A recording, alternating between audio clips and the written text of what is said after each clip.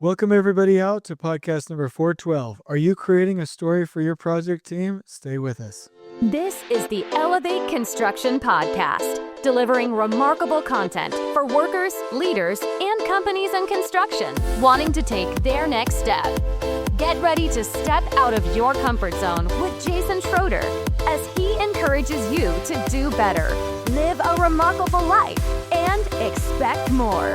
Let's go.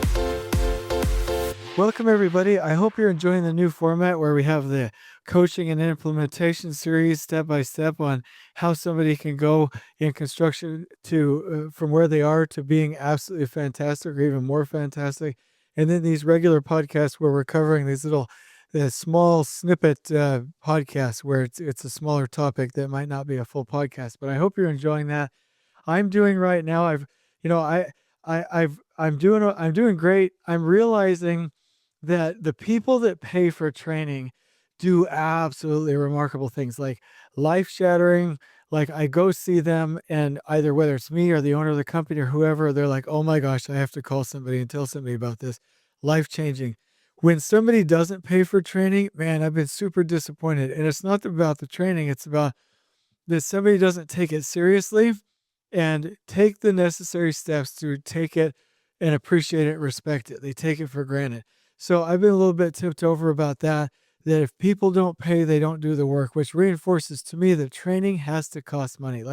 If I could wave a magic wand and a company was paying for training for their employees, I would say, great, this is the enterprise agreement, but each company has to pay $81 per course, right? Or they don't get to do the training because once we invest in something, then we'll actually do the work. And I've just been a little bit upset about that lately, but I realize everybody has their agency, right? So I can't internalize the failures of others if they don't choose to live a remarkable life and go do the things that they could or should want, or whatever that they could be doing. I said that horribly, sorry. But anyway, that's how I'm doing right now. Talking about fans and feedback. Here's one. Hello, Jason.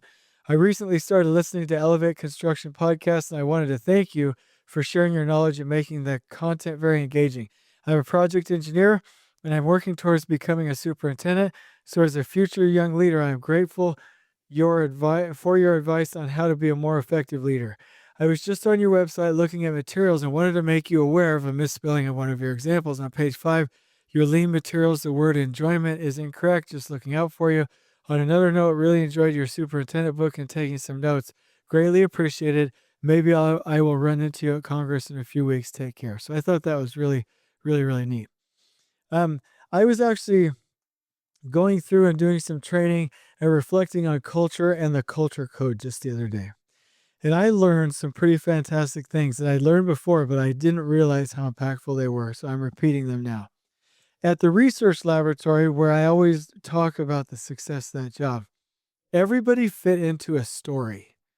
Everybody fit into a story. And that's probably one of the most crucial concepts of culture, is that people have to see themselves in a story. And our story, which I brainwashed everybody to believe, was that we were the safest, cleanest, and most remarkable project in Arizona. And they believed it. And that we were delivering to a customer that cared and that would pay for the things that our workers needed to be successful and happy on the project.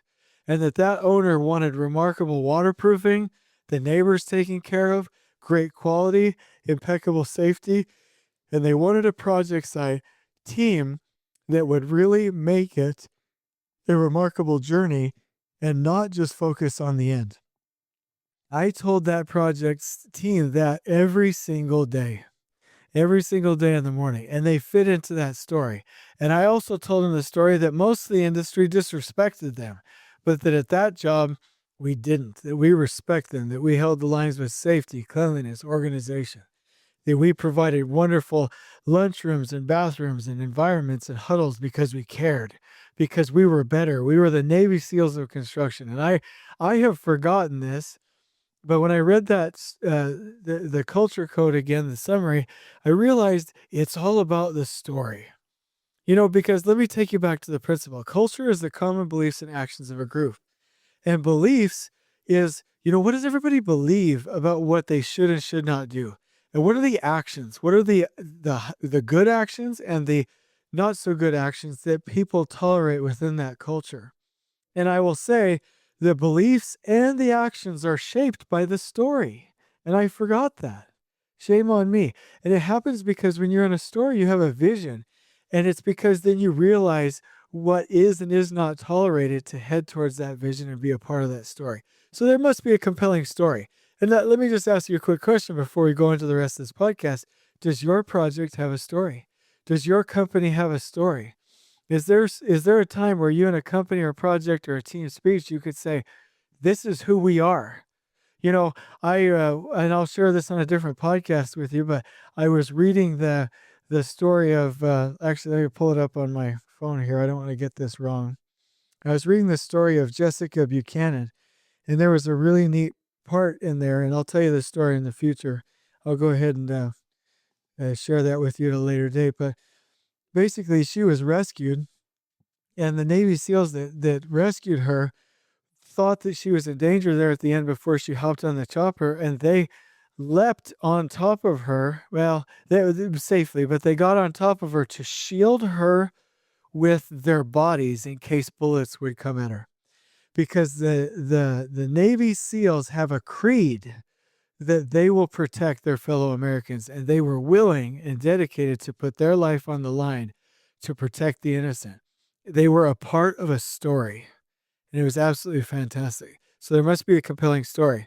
And people need to be able to define themselves and their character with that group in that story. It's kind of like being in a gang. And I don't like saying this because there's mafias and cartels and drug gangs and kid gangs and all kinds of stupid things out there in the world. But why do they end up joining gangs? Like, no kid says, oh, I want to get up, get my A kicked, join a bunch of people that don't care about me, get addicted to drugs, ruin my life, and enter into prison. They don't say that. What they get up and say is, I want to belong somewhere. And so, can your people on your project define themselves and define themselves as belonging to the group and the story, especially in those morning worker huddles? Because it appeals to their human needs. If you look at the 4 basic human needs: significance, certainty, love, connection, variety. It's interesting that by being a part of a story and a part of a social group, you achieve significance. You have certainty that you're a part of that group. You know how to win. You get love and connection from those people. You get the variety of life where you excel with that group, and it prompts this variety, this moment where you can feel excited and happy. So all 4 of the human needs are supported by that compelling story as a part of a culture. So what we do has to be clear. What we have to do has to be clear and visual. What we do has to be incentivized. What we do has to be enforced. And what we do has to be made famous. So let's cover those real quick.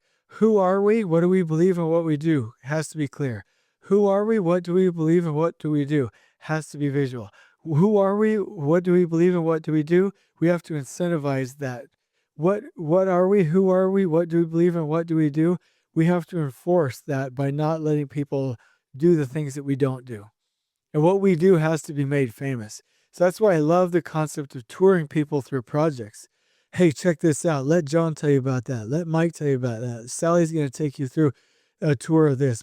When people start to realize they're not only part of a story, but they're a character that fits, and then that they're an integral piece, and that they can be made famous and feel significant from that, that's when your culture takes hold. So the enemies of what we're doing is having a poor culture, and they cut. Oh my gosh, this is such a good podcast.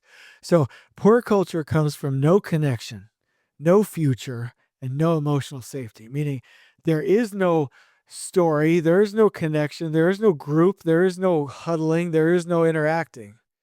There is no story that provides them a future state of success. Like I would say to the workers, we are going to finish this on December 6th. End of story. We are going to win. This will be the best job in Arizona, the best job for this owner. And you all will get your incentives, and we will all celebrate and be proud of this project together. And we will have fun and not have a crash landing on the way. They knew what was going to happen before it happened because they were part of that future in their story.